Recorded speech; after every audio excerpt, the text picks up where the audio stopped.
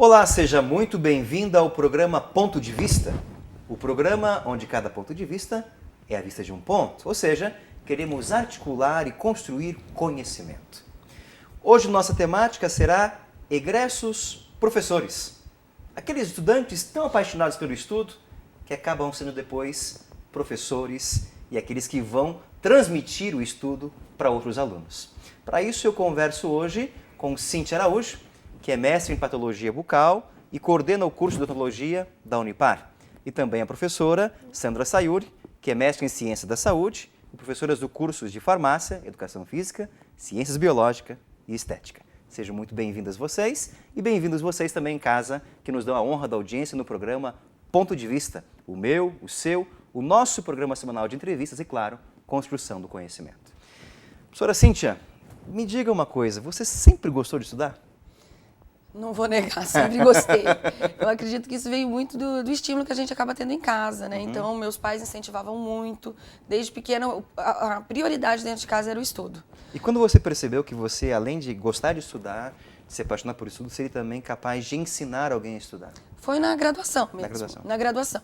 Eu me lembro de um episódio na graduação, no primeiro ano, eu ajudando alguns colegas em umas tarefas que o professor havia passado, e as colegas falavam assim, nossa, você tem que ser professora, você ajuda a gente consegue entender com uma facilidade. Ainda na época eu brinquei, falei, não, professora, acha? Capaz, né? Não, eu vou ser dentista. Né? Eu ainda brinquei nas circunstâncias. Mas daí você começa a conviver com outros docentes, com os professores, com os colegas. Tem um programa da universidade que é muito interessante, que existe até hoje, que é o programa de monitoria acadêmica, que acaba te estimulando a isso. Então você começa a ver como é legal aprender com algumas pessoas e você acaba usando essas pessoas como exemplo para que você possa também ensinar.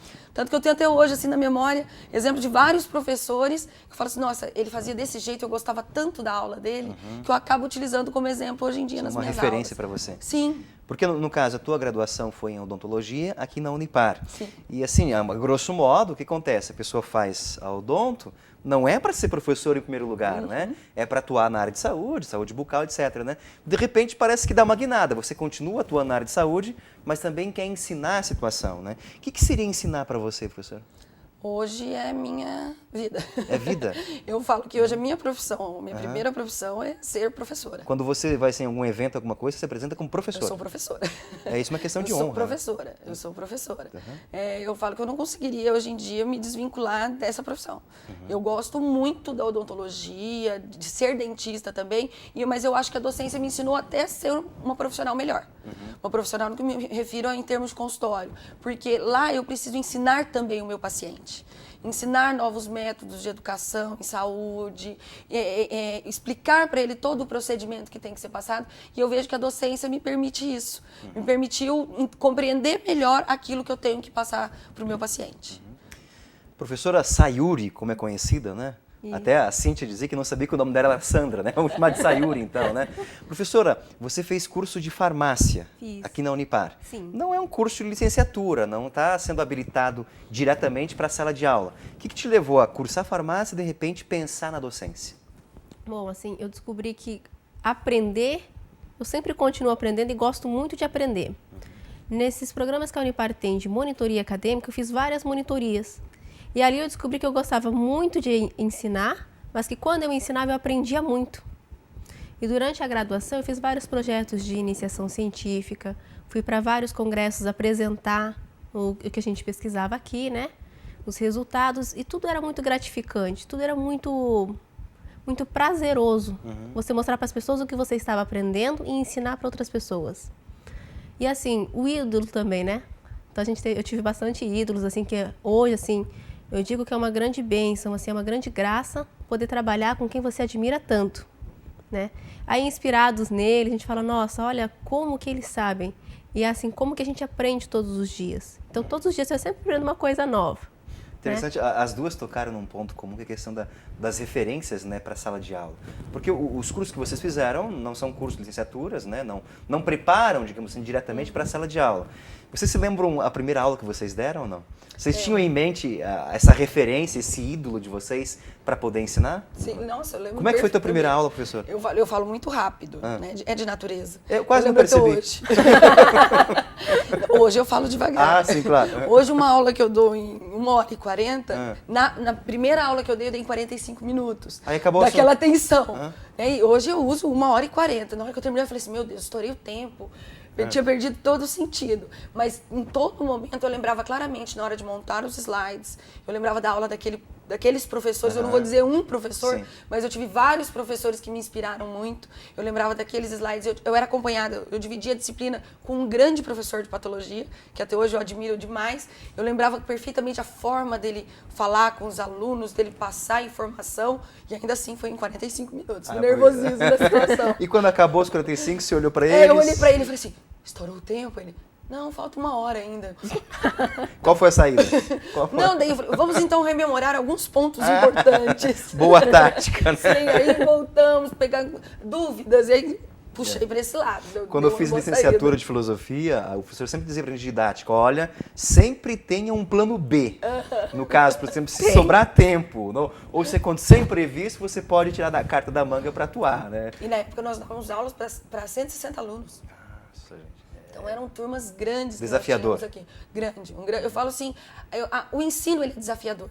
Né? A cada dia é um novo desafio. É um perfil de pessoas diferentes que vão estar entrando na sua vida. É um aprendizado contínuo, aquilo que a Sayuri falou. Né? Porque tem dia, uma colocação que o aluno faz, fala, nossa, olha que abordagem interessante que ele fez.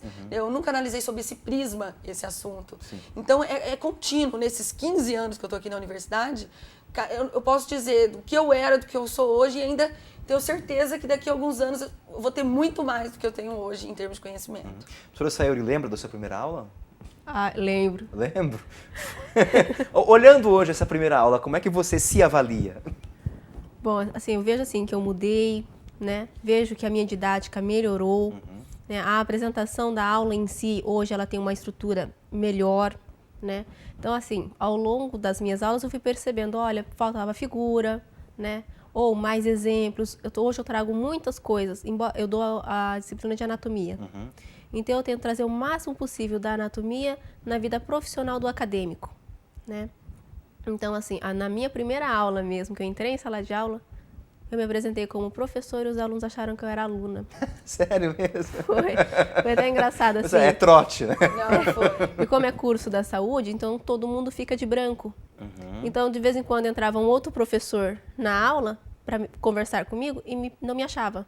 Porque às vezes estava misturado. Então, sempre me confundiam, assim. Até hoje, às vezes, acontece. Quando eu entro em curso novo, até me apresentar, os alunos se acostumarem comigo, ainda confundem. Mas é gostoso, assim, é muito bom. Você tocou numa conversa anterior, você teve uma fala bem interessante, professora. Você disse bem assim, eu percebi que ao ensinar eu aprendia. Aprende. O Heidegger, o filósofo, dizia que mestre é aquele que quando ensina, percebe que aprende. Né? Esse é o mestre, né?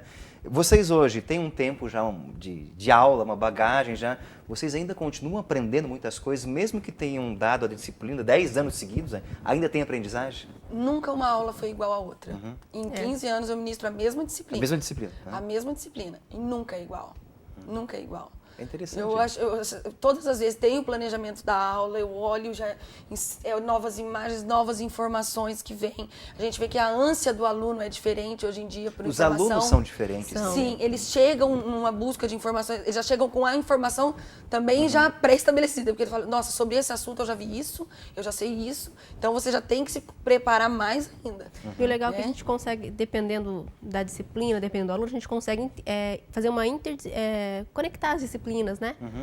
Então, por exemplo, na farmácia mesmo, por que a farmácia estuda anatomia? Aplicação de medicamento. Por que estudamos tegumento?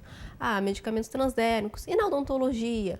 Né? Por que é tão importante o crânio-odontologia, a educação física? Será que é só músculo? Tem que saber órgãos? Será que essa pessoa pode levar, às vezes, um trauma e ser o seu paciente? Né? São várias relações que vão sendo tecidas. Sim, ali. eu acho assim, o que está colocando agora as diretrizes curriculares, eu acho que em todos os cursos, não só da área da saúde, é que você busque fazer esse link mais próximo da formação do profissional.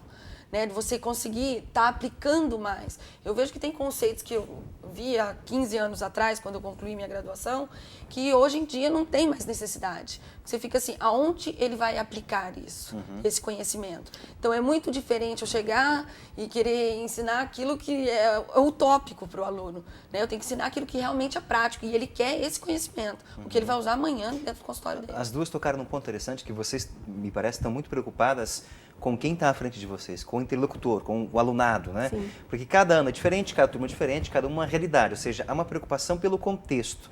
Nesse sentido, para vocês, educar é somente transmitir conteúdo, conceito, ou é também criar um vínculo de relação com os alunos para construir o conhecimento? É muito além do que somente transmitir. É. Porque para essa transmissão você tem que ter esse vínculo. Não adianta. Eu vejo hoje em dia aquele aluno onde você consegue tocar, que ele consegue entender a razão, o objetivo realmente que você está ali, ele consegue absorver melhor o conhecimento. Entendeu? Aí ele realmente aprende. À medida que eu sou uma mera forma de transmitir uma informação, hoje em dia não tem mais necessidade disso. Ele pode na internet simplesmente abrir e a informação está lá. Agora, a forma como ele vai interpretar isso para a vida acadêmica dele, para a vida profissional dele, é o que é o diferencial. E a gente tem que conseguir chegar nesse ponto. Entendeu? Por isso que eu acredito assim, eu acho muito importante quando a gente tem um profissional que teve o contato com a profissão também. Eu falo que eu sou outra professora a partir do momento que eu também passei a vivenciar a realidade dentro de um consultório odontológico. Está nos dois campos, né? Porque lá dentro daquela realidade eu consigo passar para ele o que realmente vai ser necessário daquele conhecimento. Então, a partir da hora que eu toco, eu falo assim, olha, o teu paciente é um ser humano, você é um ser humano, todos têm falhas, e aí, em cima disso, como que a gente consegue diminuir essa possibilidade de falhas dentro do tratamento do paciente? Professora Sayuri, você dá aula em 4 cursos, né? Isso. Quais são? Farmácia, estética, educação física e ciências biológicas. Como é que é para você tentar linkar, tá falando de conectividade, né, de relação, como é que você tem essa capacidade de linkar os assuntos ou trabalhar em cursos diferentes assim? Então, assim, nós temos uma equipe muito boa no laboratório de anatomia. O laboratório oferece uma infraestrutura fantástica, que não é encontrada em qualquer universidade, né? E assim, eu converso muito com os professores do curso.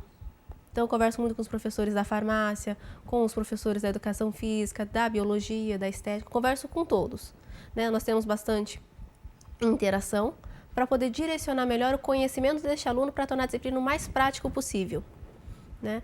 Então, por exemplo, o aluno de educação física tem uma disciplina no ano seguinte chamada biomecânica. E a base da biomecânica é a minha disciplina. Então, eu converso com o professor, olha, quais os melhores grupos musculares para serem abordados, quais os melhores órgãos, que ponto de vista você trabalha, né? Quais as referências bibliográficas que você utiliza, para junto, já desde agora no início, já ir construindo o raciocínio no aluno, né? Para quando ele formar, ele saber que tudo que lhe foi passado na graduação é o suficiente para ele ser um bom profissional. Isso supõe, então, que a própria estrutura dos cursos da universidade não sejam estruturas gavetas, né, incomunicáveis, separadinhas, mas tenha uma relação de diálogo entre os saberes. Tem.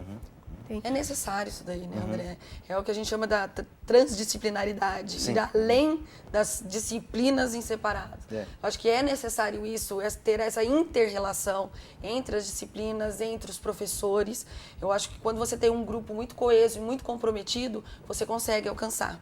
Né? Então, na odontologia a gente consegue muito isso. Um professor sabe perfeitamente quem é o outro, o que vai ser necessário para ele ministrar. E aquilo que a Sayuri colocou, acho que é a perfeição. Você tem que realmente aplicar. E como o aluno vai precisar na série seguinte, não adianta eu querer ensinar aquilo que não é o óbvio, que ele vai ser necessário para ele. O bacana da conversa de vocês, o ponto forte que eu percebo, é que todo o foco, a atenção de vocês está voltada para o acadêmico, né? Ou seja, não é um conceito, não é um ser abstrato, né, fora da realidade, não é uma ideia que está diante de vocês, mas é um ser humano. E aluno, assim, ele... Acho que é para a Cíntia também, mas ele me surpreende todos os dias. Em todos os sentidos? Em todos os sentidos. Por exemplo, essa semana mesmo tinha que dar prova prática. A aluna tirou uma foto dela mesma, do rosto, e começou a puxar todas as estruturas que iam ser pedidas na prova. As amigas junto, baixaram a foto, né, que estava num site de relacionamento, e continuaram complementando. Olha, e cada uma foi complementando, até que chegou em mim. Uhum. Deixa eu olhar. Aí eu olhei, nossa, me surpreendeu mesmo. Entendeu? Porque usou um recurso habitual do cotidiano, né? As redes sociais, para o estudo. Então, por exemplo, computador é uma coisa que algumas pessoas dominam e outras estão aprendendo. No meu caso, eu estou aprendendo a dominá-lo ainda. Mas eu vejo com alunos que já sabem, professor, você pode usar esse recurso que é legal. Bacana. Eu falo, nossa, que legal. Eu vejo alunos muito esforçados, que mandam e-mail, que procuram, que se dedicam e querem ser melhores. Então, esses alunos dá vontade de abraçar e falar, vamos, a gente vai ser melhor. Muito bem, queridas professoras. Nós falamos um pouquinho desse elan de vocês por educar, por buscar ensinar, etc. Mas hoje, na experiência de vocês como professoras, o que é educar para vocês? Eu acho que transcende tudo que é conceito, vou ser bem sincero, que a gente pode encontrar de conceito falando sobre educação. Porque nós vamos muito além. Eu acho que é uma questão de apaixonar-se. Eu falo que a minha paixão atual é poder estar dentro da sala de aula, estar com meus alunos, estar convivendo com outras pessoas que dominam esse saber. Isso, para mim, seria educar hoje em dia. Você conseguir estudar, se esforçar, mas, ao mesmo tempo, eu não quero guardar isso para mim. Ainda meus alunos brincam e falam assim, professora, você passa o material? Passo. Todo mundo fala assim, nossa, mas tem gente que não gosta de fazer isso. Eu falei, se eu não gostasse de fazer isso, eu não era professora. Então, porque o que eu monto não é para mim. Não é egoísta o meu conhecimento. Meu conhecimento só existe, só tem razão de existir se eu puder transmiti-lo. Partilhado. Se eu puder partilhar isso com os outros. No caso, os meus alunos. Professora Sayuri, o que é educar para ti? Nossa, primeiro que eu gosto muito de ensinar, gosto muito de aprender. E assim, além de transmitir o conhecimento, é aprender muito. E ao mesmo tempo que você transmite, não só o conhecimento científico, mas o conhecimento de vida profissional para o aluno, dizer para ele, olha, o que te espera lá fora, as oportunidades que podem lhe aparecer, né? Relacionar não só a vida profissional, mas também dizer, olha, o quanto é gratificante. Né? Você pode fazer várias coisas, mas dentre as coisas que você faz, você tem que ter pelo menos uma que você ame muito. E aquilo vai ser prazeroso. Então, quando a gente trabalha ensinando e é árduo, é uma coisa. Mas quando eu ensino amando e ensinando o aluno assim com muito amor, muito respeito, e entender que ele tem as dificuldades dele, mas eu também tenho as minhas. O que de repente para ele hoje é difícil, para mim também um dia já foi, embora hoje não seja demais. Né? E ensinar ele que as dificuldades existem, mas que não tem problema, nós vamos superar. Né? Então é transmitir, aprender todos os dias, transmitir principalmente muito amor e respeito, né? Com as pessoas, com o instrumento de estudo, né? Com tudo, com o profissional que você trabalha ao lado, que não adianta, por exemplo, você ser o melhor profissional na área se a sua equipe não tem suporte para isso. Tem que trabalhar em equipe. Em equipe. Com certeza. E quais são os limites que vocês percebem no processo da educação? Dentro da realidade de vocês, quais são as dificuldades que vocês se esbarram? Talvez com vocês mesmas e talvez com o alunado, com a estrutura. O que vocês sentem de limites nesse processo? Eu acho que assim, como qualquer educador, né, na hora que a gente esbarra em burocracias, que muitas vezes impede da gente conseguir fazer algo além com o nosso aluno, mas são coisas necessárias, que fazem parte de todo um processo e que deve existir, por lidar com seres humanos. Então, cada um chega na sua característica, cada um chega com um nível de conhecimento, cada um tem uma vontade de aprender ou não. E tá tudo junto, misturado. Tudo junto, misturado, e muitas vezes você chega com um nível de expectativa, você fala assim, nossa, hoje essa aula vai ser um espetáculo. E aí a gente acaba esbarrando com as diferenças, e elas vão existir. Então, muitas vezes são situações que fogem ao nosso controle. E trabalhar também com o nosso pessoal, essas frustrações. Né? Muitas vezes você fala assim, nossa, eu tenho certeza, eu sou capaz de formar um profissional maravilhoso. E às vezes nem tanto, você fala assim, nossa, eu me empenhei tanto, mas essa pessoa, de repente, não seguiu o caminho que eu queria que ela seguisse. Porque nós estamos lidando com pessoas diferentes. Então, no geral, seria isso que eu acabo esbarrando, que seriam essas limitações, Sim. na verdade. Sayuri também? Essa diversidade dos alunos é uma coisa assim que todos os dias eu olho para ele e falo, tá, deixa eu te entender primeiro. Boa. Porque eles chegam assim, às vezes com uma ansiedade de falar tudo para você, mas eles não querem transmitir insegurança, mas por outro lado eles não sabem como, e eu primeiro interpreto o aluno, olho para ele e digo, calma, vamos por parte. Respira. Ou às vezes, acho que acontece com a Cíntia também, né, Cíntia? Às vezes a gente está ali guardando nosso material, desmontando a aula, aí o aluno vem tirar dúvida, mas você já tem outra aula em seguida, o tempo é curto, né? Então, assim, eu gosto muito de atenção. Quando converso comigo, atenção. Então, quando eu vou conversar com as pessoas, eu tento dar o máximo de atenção possível. E aí me frustra um pouco assim, eu estou guardando o material, eu estou ali pensando o que eu vou dar na outra aula, anotando, e o aluno tirando dúvida, eu falo, nossa, será que eu dei atenção suficiente para ele? Será que eu me fiz entender? Né? Será que esse aluno ele entendeu o que eu quis dizer? Porque assim, a gente dá aula numa sala de, depende, tem salas de 30 alunos, de 70 alunos. Tem muita gente diferente, muitos alunos diferentes. Interesses diferentes. Interesses diferentes. Assim, a base que eles vêm para o ensino superior também é diferente. Então, de repente, palavras que para mim são muito comuns, para eles não faz o dia a dia.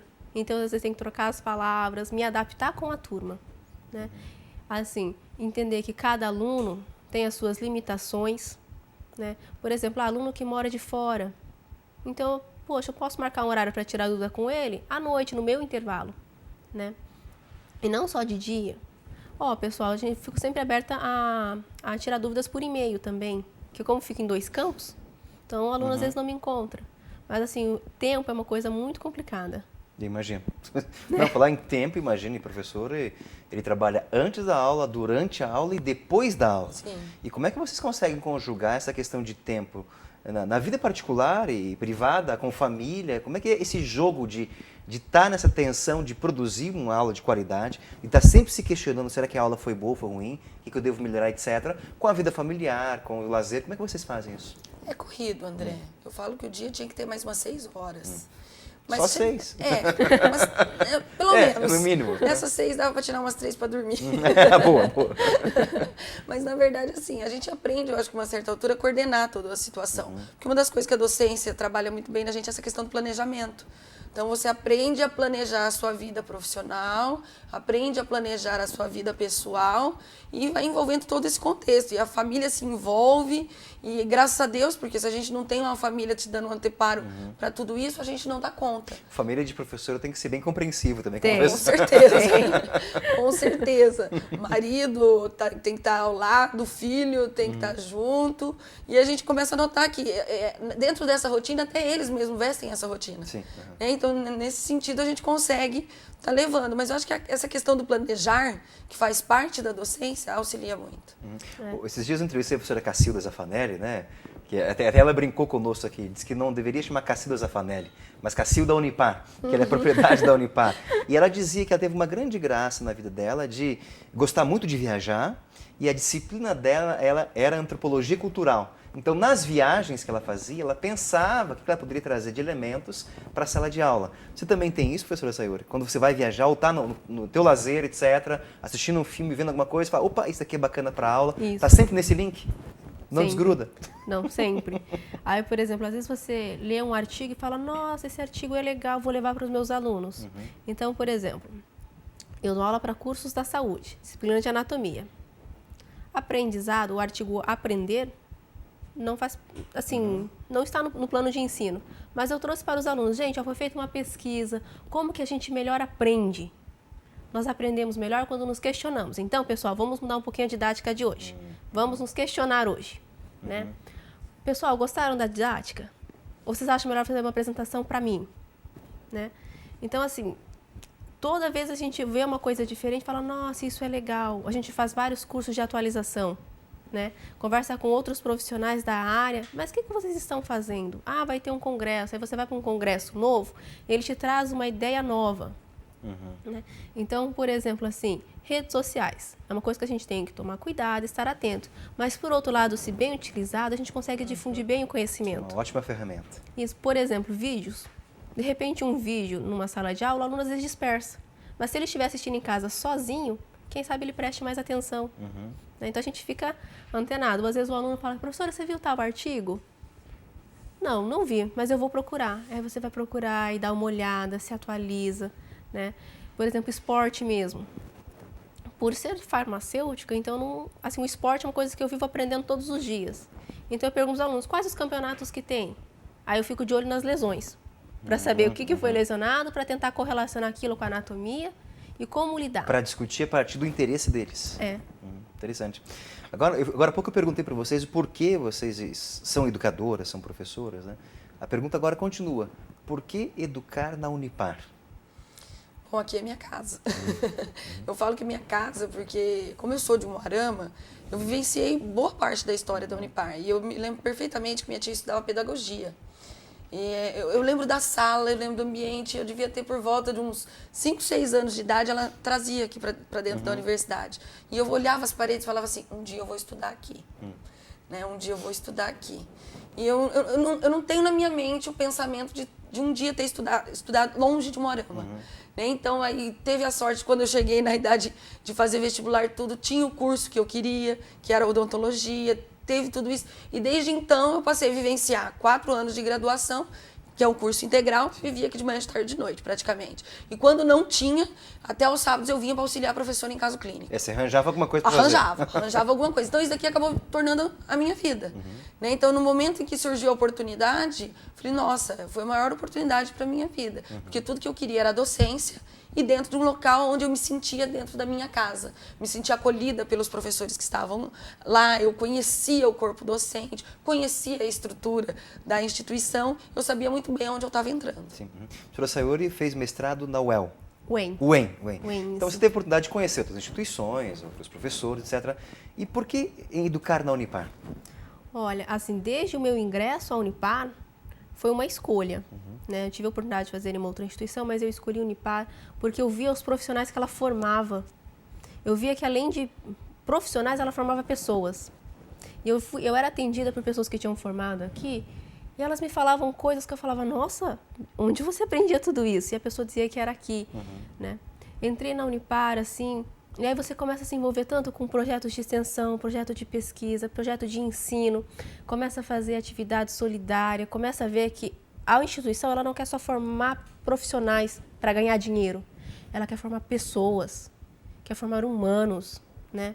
Pessoas que tenham respeito, não só entre eu e outro profissional, mas nós e o paciente, nós e o nosso material de trabalho.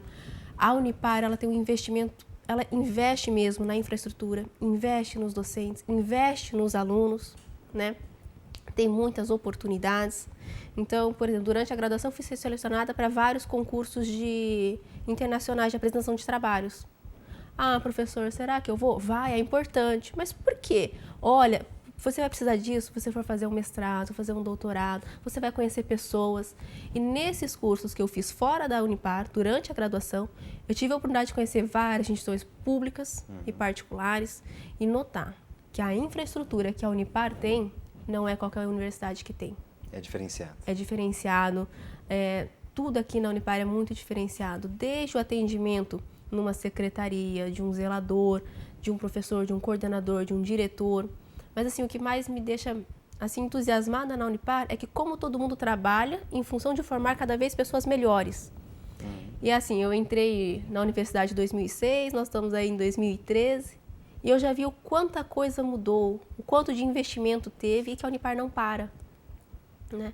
Igual que a Cíntia falou mesmo, a gente fazia programas de iniciação científica, os 4 anos eu fiz. Né? Foi muito bom, aprendi muita coisa e tudo muito atual. Então, por exemplo, equipamentos que foram lançados finalzinho do ano passado, a gente já tinha no laboratório. Ó, professor, vai acabar primer, por exemplo. Tudo bem, Saíra, já estamos encomendando e chega, e as coisas acontecem. Aí quando você vai para outras instituições, você percebe que aquele mesmo equipamento é utilizado em vários lugares, que é o mesmo utilizado para os melhores artigos publicados. Né? Porque assim, a nossa moedinha de troca é artigo. Boa, ótimo. É verdade, né? Então assim, a gente passava final de semana, sábado, domingo, e você vê as pessoas trabalhando ali por amor.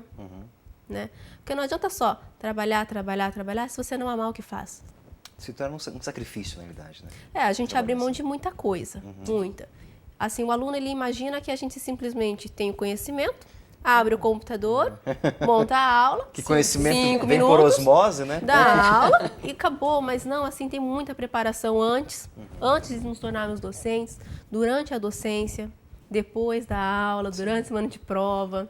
Finais de semestre. Sim. Né? Sim, aquela correria de sempre. Mas, professoras, eu agradeço muitíssimo a presença de vocês e, acima de tudo, o testemunho de vocês. De mostrar pra gente, para quem está em casa, que ainda vale a pena a gente se dedicar a vida por educação, pela educação. De vez em quando tem alguns teóricos da educação que afirmam que professor não é sacerdócio, não é missão, mas é uma profissão. tem lá suas meias verdades, mas depois que a gente conversou aqui, eu acho que o professorado, a docência é sim um sacerdócio, é sim uma missão, porque é o coração entregue para alguma causa. E agradeço muito o testemunho de vocês aqui, muito obrigado pela presença. Eu que agradeço. E obrigado você pela audiência também, um forte abraço, até o próximo programa, tchau, tchau.